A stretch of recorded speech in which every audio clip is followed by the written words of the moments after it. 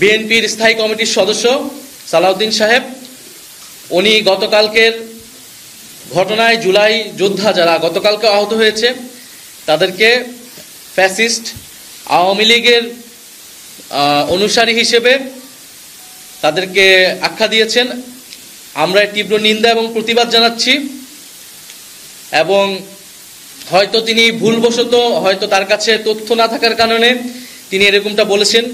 যেহেতু তিনি দীর্ঘদিন দেশে ছিলেন না, যেহেতু তিনি জুলাই অভ্যুত্থানের সময় দেশে ছিলেন না, রাজপথে ছিলেন না, সেহেতু হয়তো তিনি জানেন না যে কে রাজপথে ছিল, কারা লড়াই করেছিল, কারা বুলেটের সামনে দাঁড়িয়েছিল। আতিকুল গাজী যার হাত কাটা গিয়েছে, তাকে যখন ফ্যাসিস্ট আওয়ামী লীগের দোসর বলা হয়, যখন শহীদ মীর মুগ্ধের বাবাকে ফ্যাসিস্ট আওয়ামী লীগের দোসর বলা হয়, শহীদ ইয়ামিনের বাবাকে ফ্যাসিস্ট আওয়ামী লীগের দোসর বলা হয়, তাদের যে কোনো দাবির জন্যই, দাবির প্রেক্ষিতে, সেটা আমাদের জন্য খুবই কষ্টের, খুবই বেদনাদায়ক। ফলে আমাদের আহ্বান থাকবে তিনি তার এই বক্তব্য অবিলম্বে প্রত্যাহার করবেন এবং সে আহত যোদ্ধা এবং শহীদ পরিবারদের কাছে ক্ষমা চাবেন এবং তাদের সাথে বসে জুলাই গণ অভ্যুত্থানের গল্পটা শুনবেন, ইতিহাসটা শুনবেন, কারা লড়াই করেছিল, কিভাবে লড়াই করেছিল, কিভাবে এই দেশ স্বাধীন হয়েছিল এবং আজকে আমরা এখানে কথা বলতে পারছি। এই নির্বাচন কমিশনের কার্যক্রম নিয়ে আমরা প্রথম থেকেই প্রশ্ন তুলেছিলাম।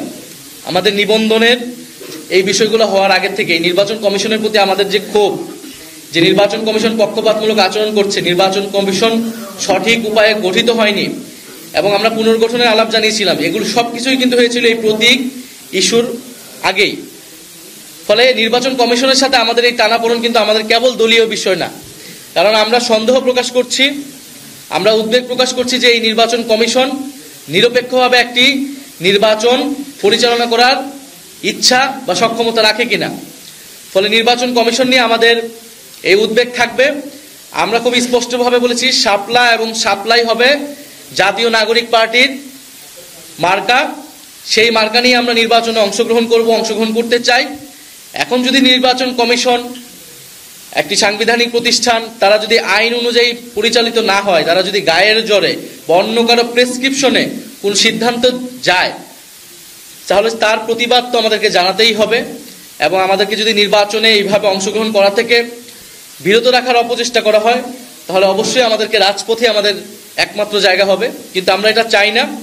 আমরা চাই নির্বাচনে অংশগ্রহণ করতে।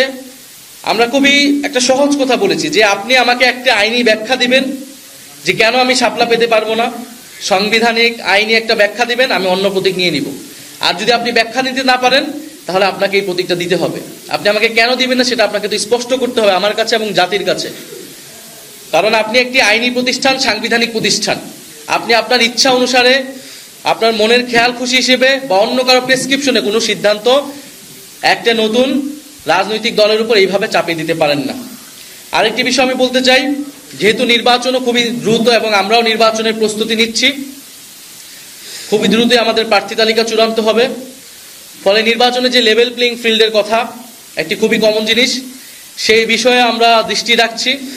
বিশেষত সরকারের জনপ্রশাসন মন্ত্রণালয় কিভাবে সিদ্ধান্ত নিচ্ছে, যে জনপ্রশাসন কমিটি গঠিত হয়েছিল এই মন্ত্রণালয়কে একটা নজরদারি এবং সুষ্ঠুভাবে পরিচালনার জন্য, সেই কমিটি সঠিকভাবে কাজ করছে কিনা, কিভাবে এই নিয়োগগুলো হচ্ছে সেখানে কোনো পক্ষপাত হচ্ছে কিনা, মেধা যোগ্যতার ভিত্তিতে সেখানে নিয়োগ বা পদায়ন বা বদলিগুলো হচ্ছে কিনা, এই বিষয়ে আমাদের যথেষ্ট সন্দেহ তৈরি হচ্ছে।